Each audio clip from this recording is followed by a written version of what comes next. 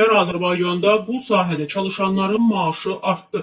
Rəsmi bir xəbəri sizinlə bölüşmək istəyirəm. 2025-ci il dekabrın 1-i vəziyyətinə ölkə iqtisadiyyatında muzla çalışan işçilərin sayı 1797 milyon nəfər olub. Onlardan 869 min nəfəri iqtisadiyyatın dövlət sektorunda, 928,4 min nəfəri isə qeyri-dövlət sektorunda fəaliyyət göstərir. Bu barədə Dövlət Statistika Komitəsi xəbər verir və məlumata görə muzla işləyənlərin 18,6% ticarət, nəqliyyat vasitələrinin təmiri 18,2%, təhsil 14%, sənaye 8,5%, əhaliyə səhiyyə və sosial xidmətlərin göstərilməsi 6,7%, tikinti 6,3%, dövlət idarə etməsi və müdafiə, sosial təminat 4,5%, nəqliyyat və ambar təsərrüfatı 3,9%, peşə, elmi və texniki fəaliyyət 2,4% isə kənd təsərrüfatı, meşə təsərrüfatı və balıqçılıq 2,3%, maliyyə və sığorta fəaliyyəti 14,6% isə iqtisadiyyatın digər sahələrində məşğul olur. İndi rəqəmlər nəyi göstərir?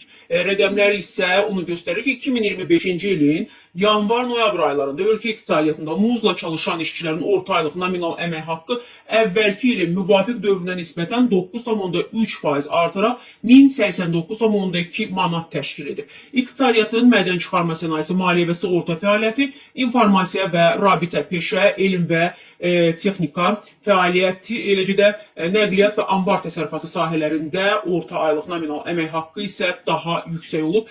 Bu Dövlət Statistika Komitəsinin məlumatıdır. Lütfən siz də çalışdığınız yerdə əmək haqqınız artıbmı son bir ildə bu barədə yazın. Nə qədər artım var, o artım sizin həyatınızın səviyyəsini artırmağa, yüksəltməyə, inkişaf etdirməyə imkan verirmi? Bu rəqəmlərlə, indiki halda bu artımlarla, indiki halda bazardakı vəziyyət necədir, dolanmaq necədir? Lütfən bu barədə şərhlərdə yazın, dəyərli izləyicilər.